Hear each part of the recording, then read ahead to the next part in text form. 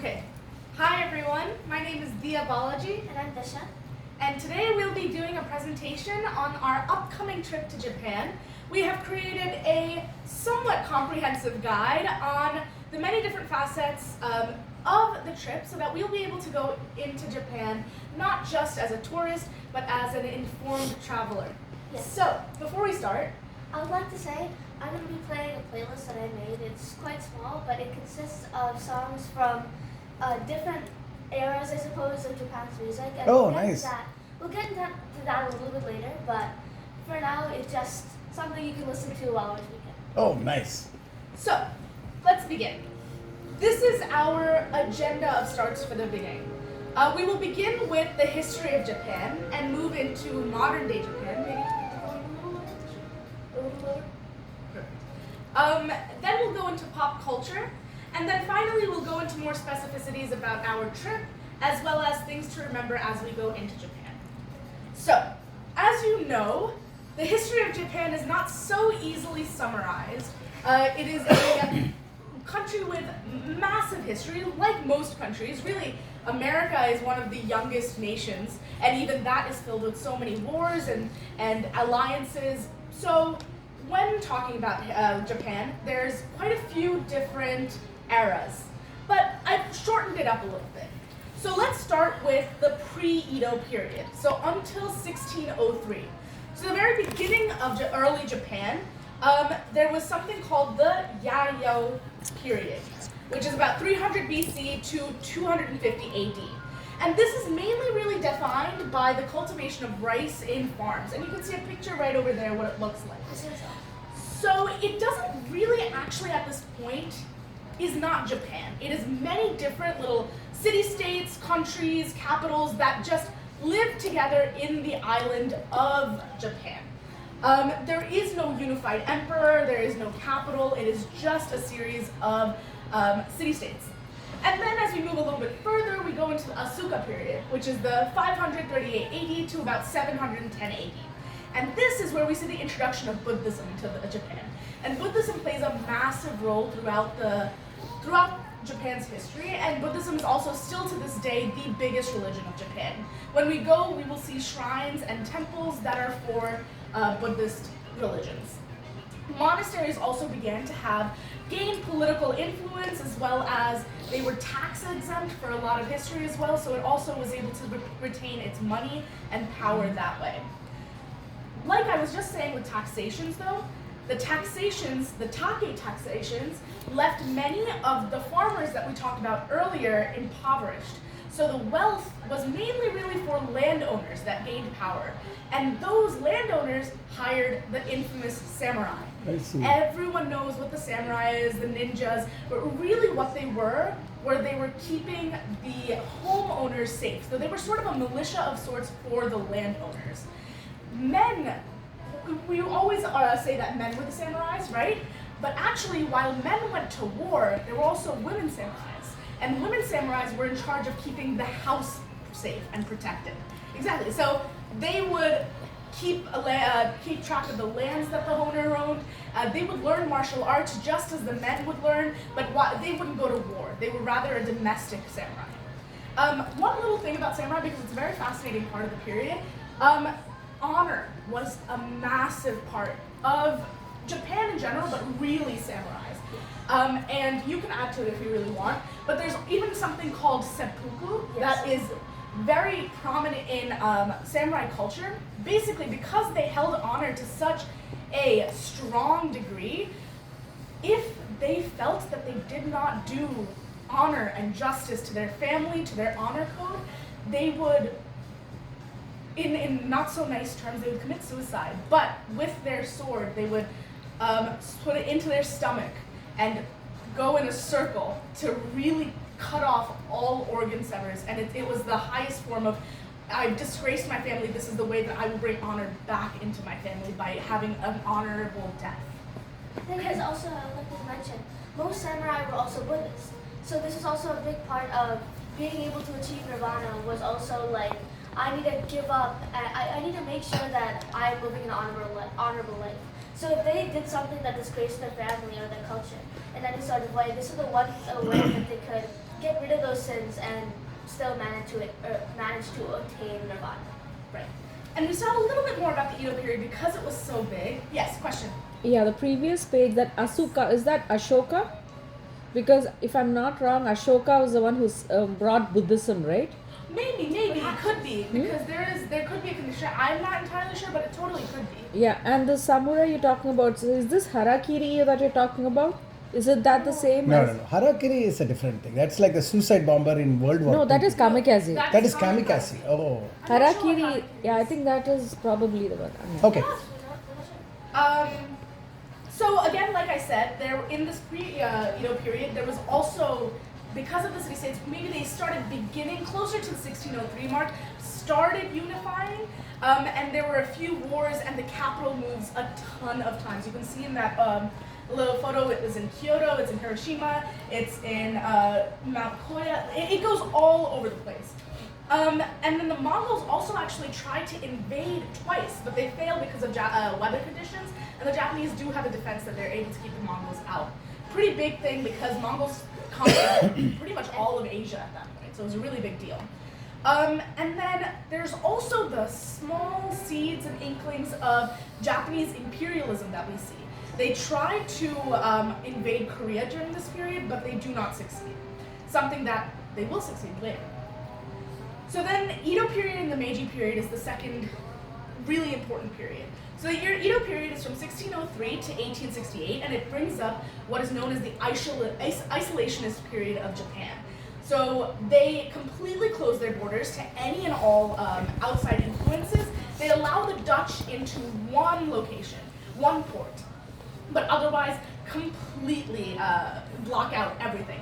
But with that, because they are now unified into one country of Japan, there's no infighting. Because of all the many different states that used to be there, there was a lot of infighting. So now with isolationism and a whole country, pop culture flourishes, birth rates go up, samurai learn to be more than warriors, they learn tea ceremonies, they learn culture, geisha are there. Very interesting thing about geisha actually, geisha are women who were in saloons and such. A lot of people just think that they were, pretty faces or people who were entertainers, and yes, they were entertainers, but more than that, they were actually women who were educated to the highest degree, because they would have to, any men who came into these saloons, they would engage with them in political conversation, in reading, in books, in a lot of cultural things. So it was more than just this, what women were normally seen as. Books also come in, but because of isolationism, they also really tore down Christianity, which was having the beginnings of Christianity in it, as well as foreign books were banned. Russia does try at some point to open trade routes, but they do not succeed. Who does succeed is America comes. Commodore Matthew Perry, actually funny, he has the same name as Matthew Perry from Friends. He came and forced the government to open a couple of ports in Japan for international trade. By forced, they came with a big army of ships and said, if you do not open it, there will be bad stuff for you. So it was opened for the British, the Americans, and the Russians. Yes?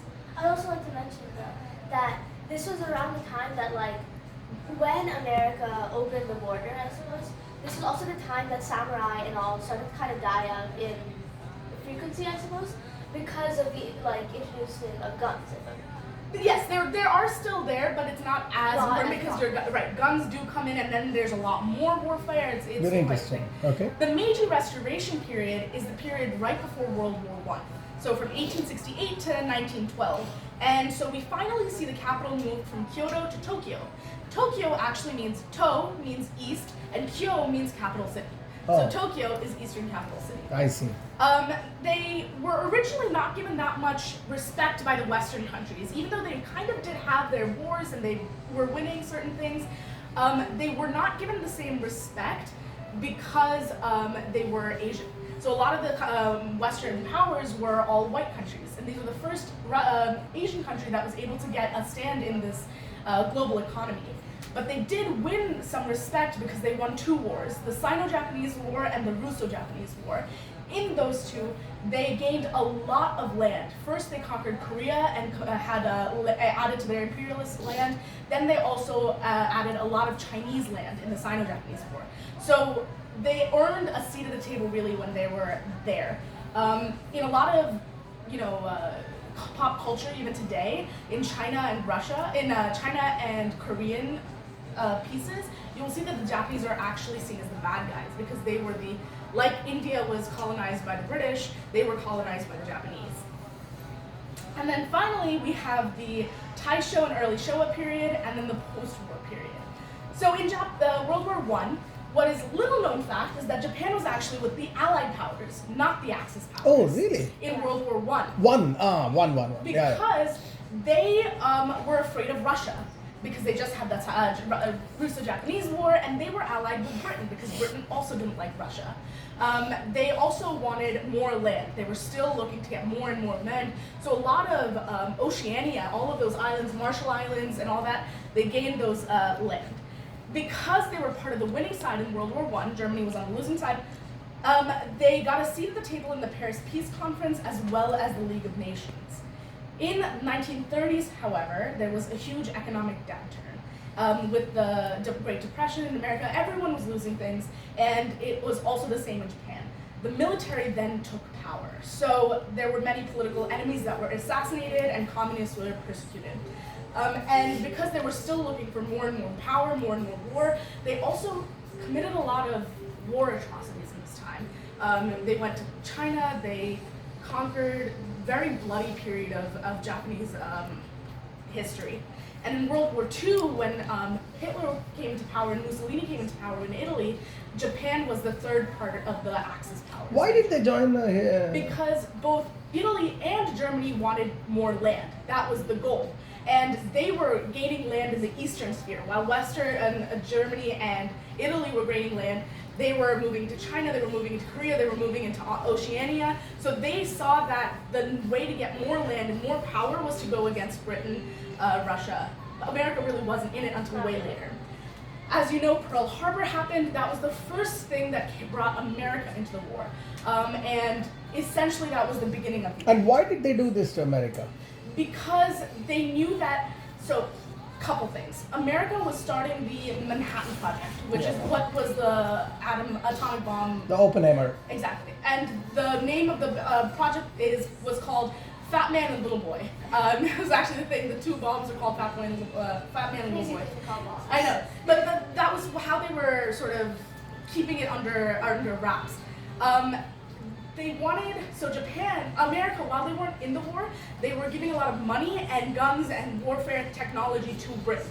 So they wanted to cut down America. What ended up happening, unfortunately, is that America had a really big military force, and essentially, like, the war was ended. They underestimated America's response. Right, so once America joined the war, it was essentially the end. America did do a lot of bad things, though. Internment camps for Japan, because the western coast of America is close to Japan. There were a lot of Japanese foreigners who were in America at the time, and they were put into internment camps, much like concentration camps in Germany. They were gathered around, lost their home, went to internment camps. And then, of course, the two atomic bombs happened on 1945 in Hiroshima and Nagasaki, and the emperor surrendered about 6 days after that. And it was, post-war Japan was devastated.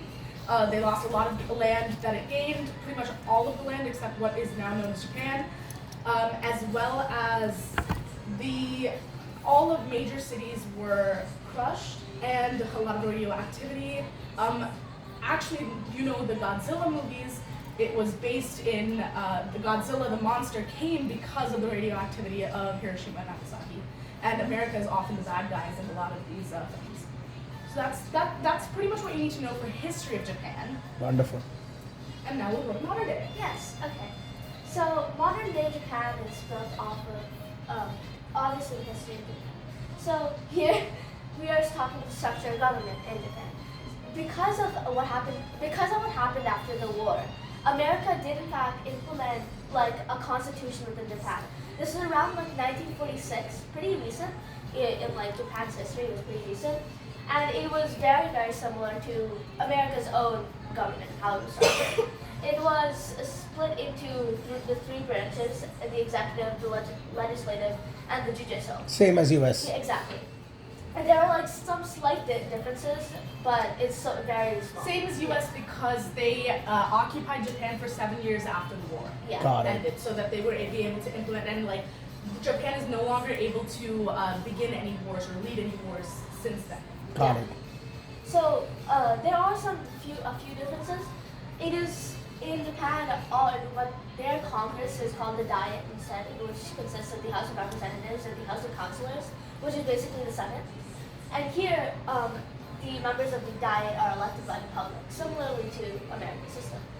There are some differences in the executive branch, which is that the Prime Minister, who is the leader of the executive branch, is elected by the Diet and also the Emperor. So it's less of a public source, I guess. Yeah, an emperor is like the president, is it? Not really. We'll get into that in the next slide, but it's kind of like a Great Britain's Britain's Got it, the king. royal family. Got It's it. just like a placeholder at this point. Yeah, And- figurehead types. Figurehead, exactly. yeah? And it also contains, the executive branch also contains the cabinet. Again, very, very similar to America's government.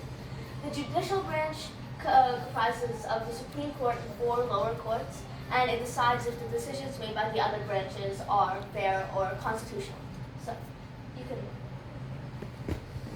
So here's the role of royalty in Japan now. So it had a big history with royalty. If you're talking about regarding Japan's history itself, the emperor played a big role in setting wars and like ending them, I guess, within Japan. But now they've been the power of Japan's royalty has definitely been decreased, and it's more than a figurehead than anything. The emperor does make certain decisions regarding picking the prime minister and things similar to that. What's the name of the emperor now? I'm not exactly sure. This is the royal Okay, family. got it, no problem. But it is the royal family was a big part of the Japan's history. So instead of abolishing it entirely, they went with a similar way to Britain and Yep. just made it a figurehead. So Japan's economy. Japan has the third largest, or like third or fourth largest economy in the world. I think it's only under America and China.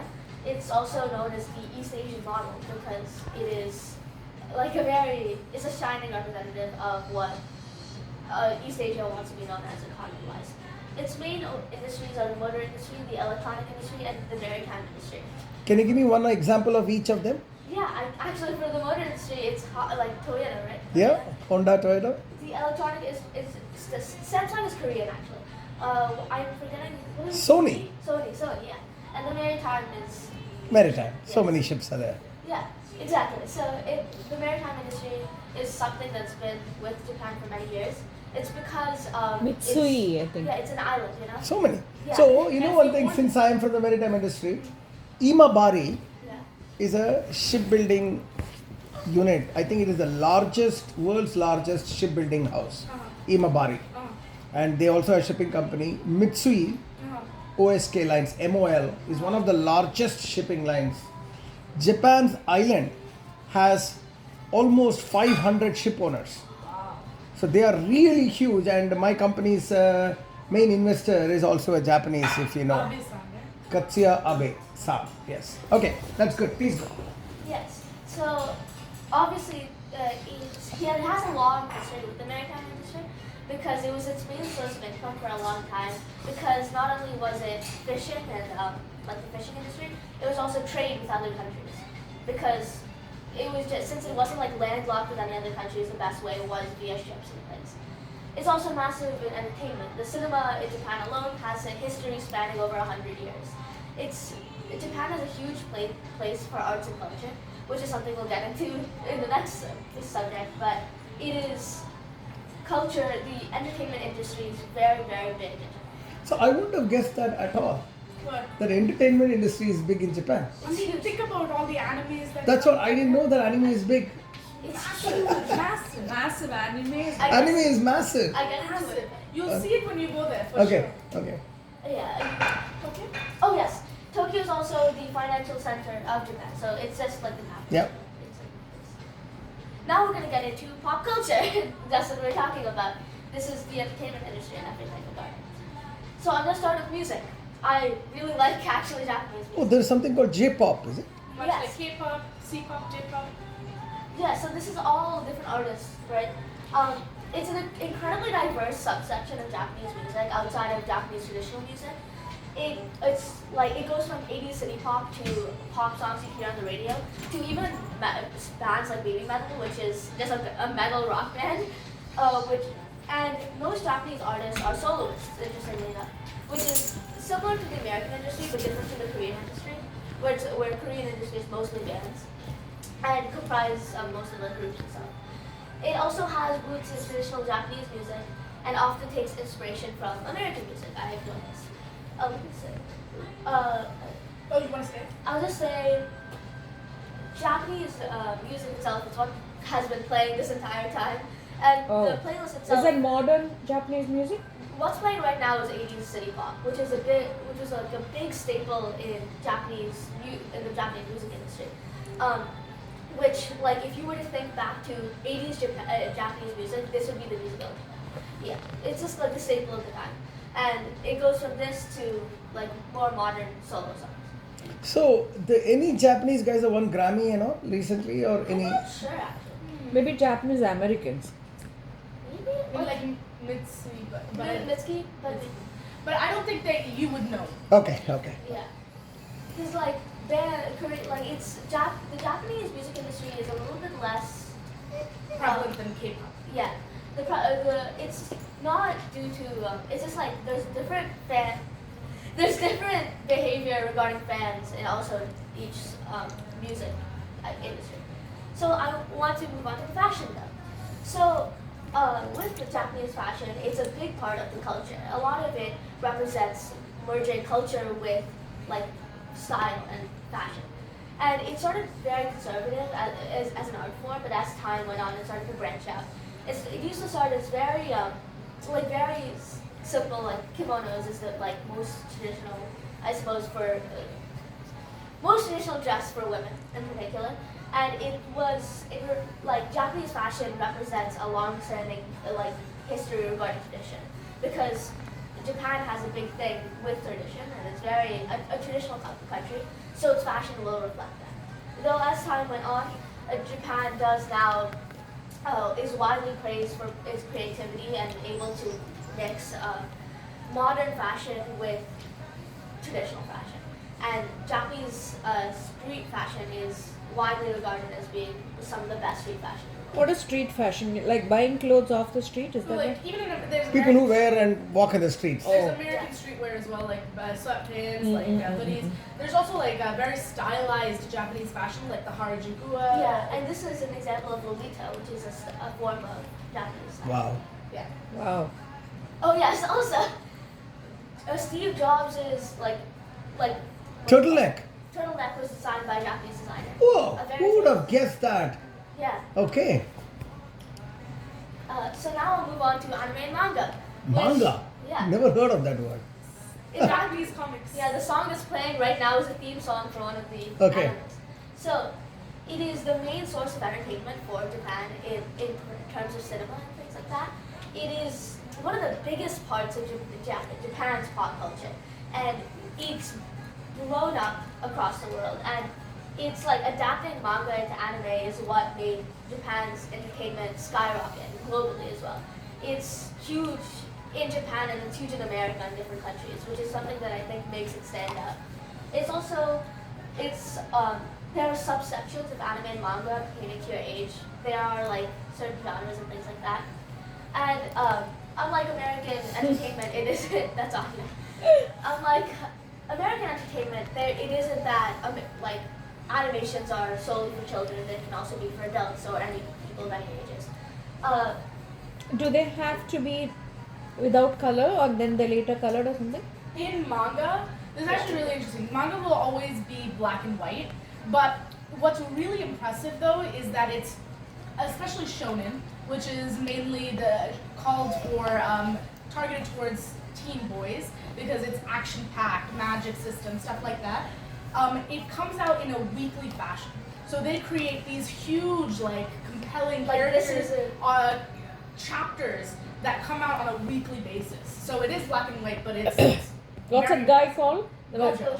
Okay, and when you read it also, do you read it in a different way? You do. You read it from right to left instead of left to right. I'm always surprised that this anime looks almost horrible. Why is it so big? Like But I love it. Like, we love it. Most of the people our age also like Sammy, huge. Sid, Rohan, Anhar, Claire, like, we're all pretty big fans of it. okay, and I think that's it for my pop culture. that's beautiful. So now we can go a little bit more deeper into our trip. I haven't put too many things because, most What of does it that would be- say? Our trip? No, this is just a stock picture. But let's start with a map because this is where we're going. Yes. So we will start in Tokyo. That is that pink region over here. And we have decided to take a drive instead. So their first trip from Tokyo will go to Mount Fiji, which is right next door in the green. It's actually two prefectures. So it's the Yamanashi prefecture and Shizuoka prefecture. It's only about an hour and a half drive. Then after that, we will go to the blue region, which is Kyoto. And like I said earlier in the history period, Kyoto was a capital for a long part of the Japanese history. So there's a lot of shrines there, temples. It's very rich in culture. And that's about a 4 and 45 minutes drive to Kyoto. We will spend 3 days in Kyoto. Yeah. Is that a car drive? Yes, we're taking the car. And the car, do they follow the same American system of cars? I believe it's Yes, actually yes. right. It's right. Same. Okay.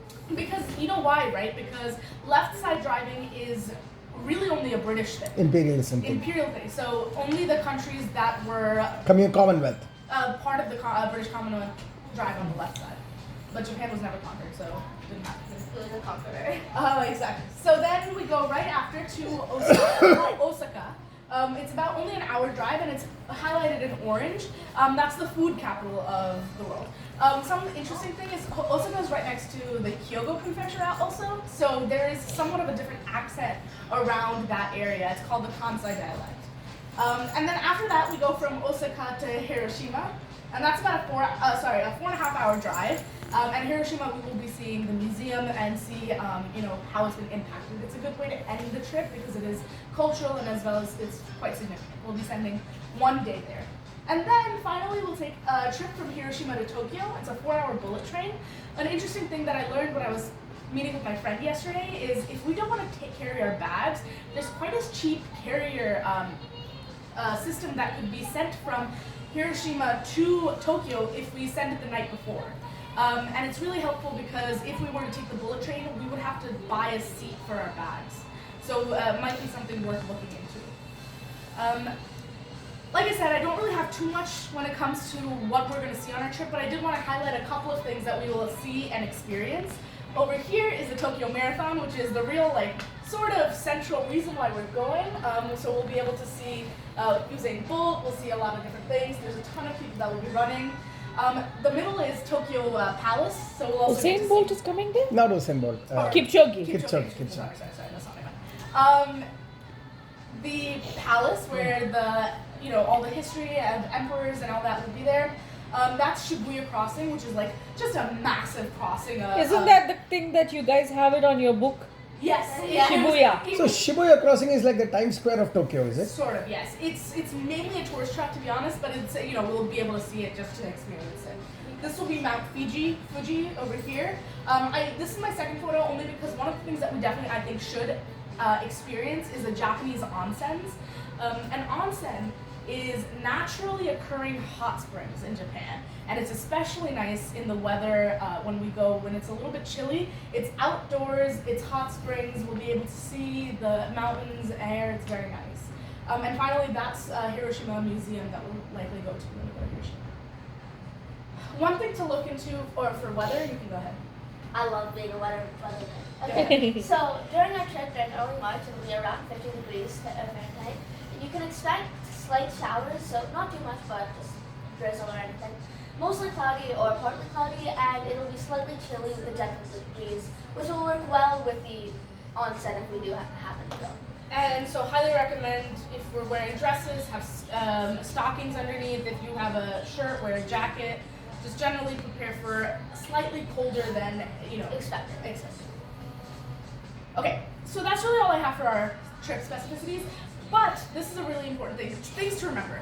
So one thing is, we've been to a lot of Western places before. We've been to UK, we've been to Mexico, like where there are cultural differences, but they aren't quite as traditional as Japan is. Japan is highly traditional and highly cultural, and there is offense to be had we do the wrong things. So I just wanted to go to a couple of things for us to remember. Cultural reminders. Cleanliness is key. Japan is one of the cleanest nations in the world, which means making sure you wash your hands, do not litter, do not, sneeze. One of the things I have later is keep a mask on you at all times. It is so important. Even if you cough, if there's asthma, keep a mask on you. They will give you dirty looks if you do not have Really? a mask. Oh, absolutely. Do not come. I would just have a mask in your wallet at all times. It's just not good without it. Tipping is not customary. Actually, you could offend the waiter or fluster the waiter if you offer them cash if you go to any place. So do not tip. One of the other things is we will be walking a lot. Wear walking shoes, but also walking shoes that can be easily slipped on and off. Mainly because we will go to shrines, temples, some restaurants even, they do not allow shoes in it because they'll have tatami mats or specifics that we cannot wear shoes to. Keeping cash with you. Cash is king is what I've heard in all the research that I've done. Keep a healthy amount of cash with you at all places. Would that be dollars or would Japanese yen. And one thing about Japanese yen also is that we're actually pretty lucky because the Japanese, well, it's kind of bad for them, but good for us. Japanese yen has lost value to the American dollar, so things are a little bit cheaper for us. But highly recommend keeping cash with you in places. And also do not point with your hands. It is seen as like extremely rude if you were to point with your hands. Just don't do it. Then what do we need to do? Just talk, just do not point, yeah. Okay. Also make sure your socks don't have holes in them if you go to temples and shrines. It's looked as uncouth. Say thank you and bow when you are getting. You know what is the thank you? It's arigato. We do have things that will go to it. Use suffix san to be respectful, and it's always the last name that you say. If you say the first name, it's seen as very familiar. So for us, it will be Balaji-san or Sankurin-san. It would not be Diya-san. Appa does with his clients. Yeah, exactly. There are other prefixes, but we won't use it, like chan or kun or su. So if we go to a fancy restaurant, they might call us sama, which means master, like Balaji-sama, Sankurin-sama. Do not talk on the phone in public transport, or if you do, be quiet. Again, like it's all about very courtesy, yeah. And do not give cash directly to the staff. They'll give you a tray. You put the cash on the tray and then hand the tray to the staff. Specific, some tips to bring with you on the trip. Have a small trash bag since there aren't public trash cans available. Bring a hand towel or handkerchief since public toilets might not have paper towels. Again, keep cash with you. I'm sorry, I redid that. Google Translate app is very helpful because you might not have English translations. Google Translate has a picture option where they will, if you see the picture, it'll translate it. Bring walking shoes, use slipped on. And MetroCard is advisable if we plan on traveling to Tokyo. Japanese food-specific reminders, because there's also a lot of courtesy coming into restaurants. So do not eat or drink in public while walking. This even includes coffee. Do not drink coffee and walk. It's seen as very strange and rude. You will get strange looks. Do not point with chopsticks. Again, rude. Generally, don't ask for substitutions. Chefs might think of that as rude. Do not flag down waiter. There's often a button at the table that'll inform them that you want to need service. Stay away from Japanese-only restaurants. Either they don't speak English or they don't want foreigners. Generally don't want that. And, it says do not make substitutions. But yeah. So some things now I want to So just do. one question there, in the restaurant business, Yeah. what's the rate of vegetarianism there? So we will have to be careful. I would say for us, we should make an exception for egg, but otherwise I think we should be able to be okay for the most part. So for this, it's quite fun. I kind of want us to all say these phrases as well. So I'll say it and then you guys repeat after me. Hello is konnichiwa. Konnichiwa. Thank you is arigato gozaimasu. Arigato gozaimasu. Gozaimasu. And you have to bend down when you're saying Yeah, that. arigato gozaimasu. Even more. Yeah. Like exactly. Please is kudasai. Kudasai. I'm doing this all in my Japanese Duolingo. Yeah, she's been doing Japanese Duolingo.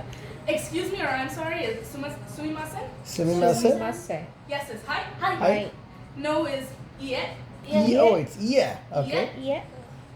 Goodbye is sayonara. Oh, sayonara is actually Japanese. Yeah. Okay. Beautiful is utsukushi. Utsukushi. Utsukushi. And these are some phrases that's good to know. So an expression of gratitude before you eat your first bite. So you say itadakimasu and then you eat. It's just Okay. a customary thing. Delicious is oishi. Oishi. Anyone want to say? Oishi. Oishi. Water please. Omizu o and nagi shimazu. I'm not gonna let you make you guys speak this, but it's good to have in your pocket Yes. if you have it with you. Check please. Okaike onegamaimasu. Okay. I'll figure this one out, guys. It's gonna put in my Duolingo. Yeah. I would like something please. O kudasai. Oh, kudasai. This will Okay. be important for us. I don't eat meat or fish. Watashi wo niku to I o need this. sakana. Sakana. Tabamasen. Watashi wa niku to sakana wo tabamasen. Okay. How much is it? Ikura dasu ka? Ikura desu ka? Help dasukete. Tasukete. Hospital yoin. Byoen. I love Japan. Nihon daisuki. Nihon I daisuki. also Daisuke. want to mention And that. that's it. That's all we have. Yeah, I want to mention with a lot of Japanese words, they'll cut off the U at the end of it. So like this is like it's or like she, she's. Desu is how it's spelled, but it's. So is it omizu or omiz? So like even with the itadakimasu, it's itadakimasu, not Oh, yeah. itadakimasu. Okay, got it. Or even arigato gozaimasu. It's arigato gozaimasu. Not They cut off the U. Gozaimasu. Arigato gozaimasu. Okay, got it. Arigato gozaimasu. Got it. Awesome. Thank you, ladies. That was fantastic. Really, I'm looking forward to the Okay. trip. Excellent presentation.